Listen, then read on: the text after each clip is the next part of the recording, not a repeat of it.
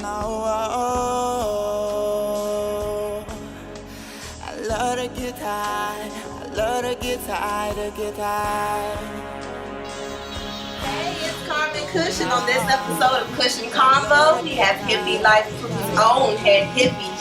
Oh, so gorgeous Visto in the building. Tune in as we discuss sex, drugs, and the Visto hippie flow. Oh my God. Like, I'm trying to really get it together right now, but you are so fucking fine. Like, I have to say, boy, you like, boy, like, I-O-O-N-E. This is happening, like, right now. Like, if this was live, like, yeah. Anyway, thank you so much for coming through. Like, I'm so excited. Thanks for having me. I appreciate it.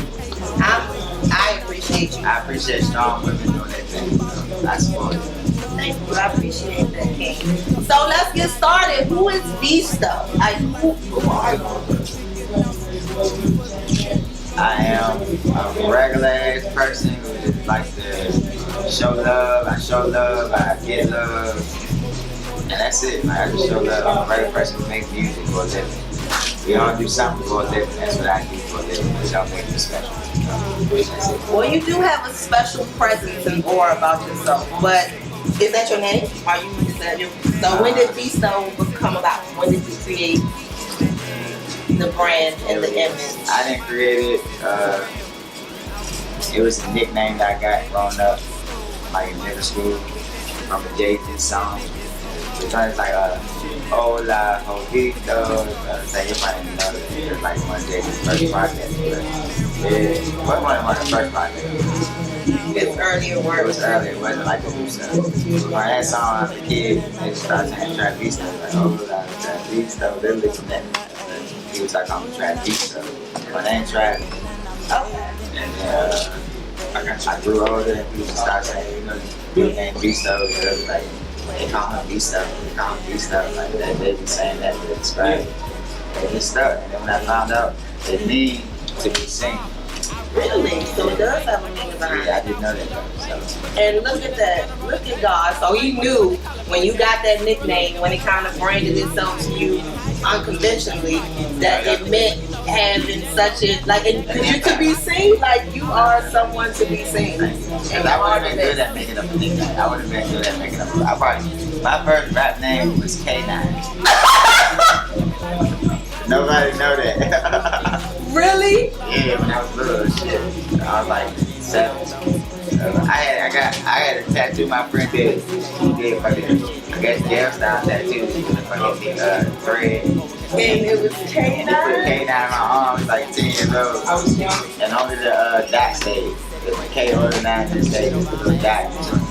Oh. That was my, I called Bad Boys. I called No Limit when I was a kid. And I got through the Bad Boys. And I told her, like, my name K9, like, I rap.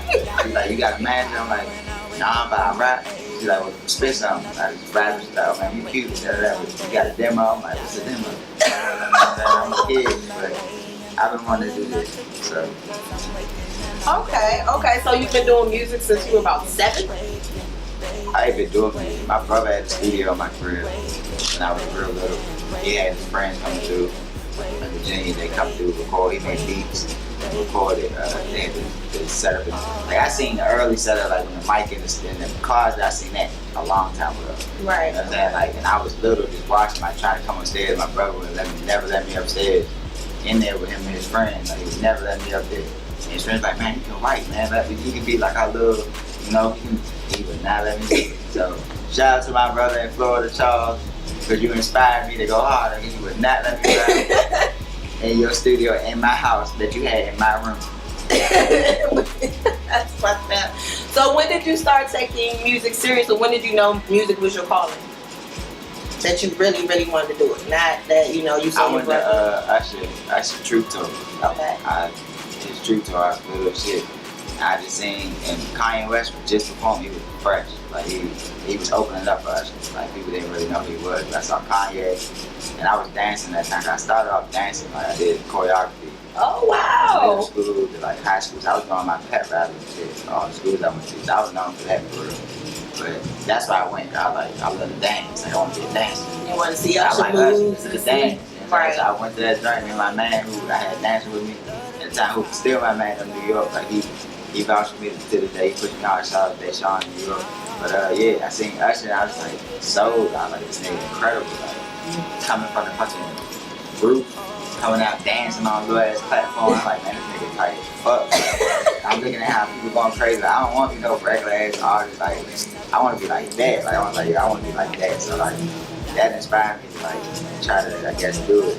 Okay. And I'm hoping I can get to that level still, because I still haven't reached that level. I'm going to reach that level. That's so you gonna come down on the platform? I'm flying down. I'm fucking doing backflips, all that shit, like everything. Do you still dance a lot, or you just more focused on music? Are we gonna see like a choreographed routine in one of your videos? Yeah, I danced at my Fillmore show in January last year. I danced. I got to choreograph. I can dance at will. Like, that's just natural, but I just have to have somebody consistently with me to get me back in the groove. I was really dancing then, but I love it. It's easy. I'm skinny as shit. Like, okay. So you go to the Truth Tour. It kind of inspires you to really get into music. Before Hippie Life Krews, were you like solo Visto and you could just? It's cool, babe. Please smoke up. I told you. Hey, that's what it's here for. So, you see the Truth Tour and it inspires you. At that time, do you do like solo Visto, or did your music career really pop off when Hippie Life Krews? I ain't had no music career then either. I was young, so I ain't even. Matter of fact, my man tried to get me to sing in the group. We was dancing. I'm like, I can't sing. Like, what you talking about? Like, I can't sing. Like, that just sounds crazy. The way I met with them one time, we tried to sing. I'm like, I can't do this shit. I ain't really, I didn't get into trying to put out music until I quit my job. Like, I had a government job. I was there for like 2 years. That's where I met my man right here, part of Hippie Life Krews, I met him at the commissary where I used to work at. And I would just be writing songs on receipt paper. Motherfuckers be coming up and like, you working? I'm like, oh yeah, my bad. And groceries, you know what I'm saying? Stuff like that. But I decided to do it probably then, like 19, 20. So I decided to do it around then. So it was kind of late when I said, yo, I'm gonna do music. I was in a go-go band, neighborhood go-go band, all that shit. So I always wrote songs stuff.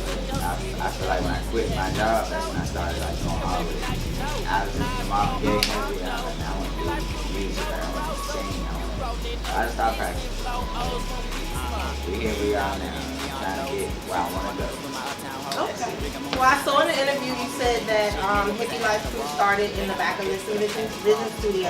You thought of an idea, kind of popped in your head. How did you know that Easy and Pinky were like the perfect fit for your vision that you came up with? How did you meet them and how did you know? Before them, it wasn't really about them. The vision of Hippie Life Krews is bigger than all of it. So the whole initiative is just to be about respecting each other, loving each other, and respecting the individuality of the person. So the brand and the whole concept was, more like a lifestyle. And then as I make, as I was making music, people kind of tied it both together. I made Easy at a charity event, so it was natural. I met him at a charity event, World Rapper Food event, and we clicked instantly. So the day I met him, like the night we went to the studio, I was like, yo, you want to be a Hippie Life Krews? And I'm just starting this, like, this little collective, like I'm trying to, this shit could be big. He was like, man, I'm with it. So he the one that got the logo made. Okay. I didn't get the logo made. He reached out to his folks. They got our logo made. Just that tatted on my neck. He reached out to them and got that made. And then, we had other members in there before. And, they kind of went on to do their own thing. And then I met Pinky through her girlfriend, Lee. I met Pinky and met at a show, this barbecue. I was like, man, I like their style. And then I like your style. I like your shit. And then we should link up sometime. So she watched me perform, and she had performed, so I watched her. I'm like, damn, she's tight. She can control the crowd. So she kept coming to my shows after that, like supporting me. And my mother, in my first Fillmore show before I headlined it the year before, my mother met her at my show and was like, and my cousin, my mom was like, she comes like, yeah, I met that girl Pinky, I like her. And my cousin called me right there. She's like, yeah, some girl named Pinky. I like her energy. Like, you should work for her. So then after that, I was like, that's confirmation. So I just called her right there, and I was like, trying to be in the Hippie Crew. She's like, hell yeah. And then, like, that's simple. We've been rocking ever since. That's my sister, even my brother, like, you know, as brother and sister too. We fight and we, you know what I'm saying? Like, we human and we do all that stuff, but it's always love and it's always just like cooking. We all get what we're trying to do together. So, you know, it's a humble situation. I wouldn't have anybody else, you know, working with me as far as me. So, this seems very organic and it seems like it works. yeah, we haven't learned, all of us haven't even known each other that long. But it's organic, like yeah, it's just organic in the way it came about. Like, you know, I go off of instincts and feelings and how, you know, how I feel off of how a person makes me feel. They make me feel like comfortable, I can be myself. You know what I'm saying? They don't, like, a lot of people judge you, they don't judge me, they don't, you know what I'm saying? They just support me, you know what I'm saying? Like, they don't, because a lot of people don't know my kind of personality. Like, I'm like kind of like an introvert, but I'm known, like people know me, but I'm still an introvert. So if I don't speak, if I'm like in the corner somewhere and I'm like to myself, people think I'm being like trying to get arrogant or something. I'm not. That's just not my personality. Like, I'm thankful. I'm very thankful for everybody that supports me. And if you give me the right energy, you're gonna give that same energy. That's what it's about. Like, you know, I just base everything off that. You know, so they get it. They understand my personality. They don't judge me about it. They know we're going. I got a complex personality. I could be all over the place. I could be all over the place. Be emotional, like mad, happy, sad, like an hour. Like, it just weird. So they don't trip on this shit. I love it. Well, you also said in that interview that Hippie Life Krews hopes to grow as a man. How so? Like, how do you feel? Because I had to be bigger than myself.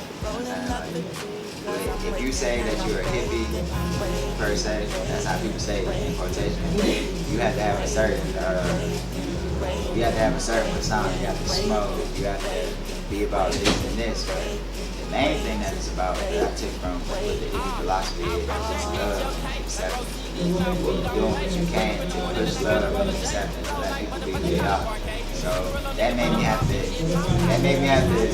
really see a lot of situations that I probably was like bugging, like, you know what I'm saying? Like, it made me like look at things in a different light, and it made me really know that I got a responsibility. Because people looking like, oh, you're a head hippie, you should be out here, and honestly, we all should be out here doing that. Because I took that, I decided to say, I'm this, I gotta do it. You know what I'm saying? Like, if I put that name tag on, if I say I'm the manager, you better be able to come to me and get managerial shit from me. You know what I'm saying? Like, if I can't provide that in my whatever I call myself, then I'm not that. So I say, you know, Hippie Life Krews made me have to be humble and have to step outside of myself, outside of my own aspirations, to be music, to be a superstar, to be all the things that I do want to be. It made me like focus on other things that this is for, which is community, which is philanthropy, which is, you know, togetherness and love, spreading the agenda that not too many people spread because it's not popular. That made me go. I said, yeah, like, man, I had to do those things. You gotta sacrifice, you gotta change this philosophy. You know? That's how I do it. That's what I mean. That's how I'm growing. That's how I'm still growing. You know, every day I'm growing.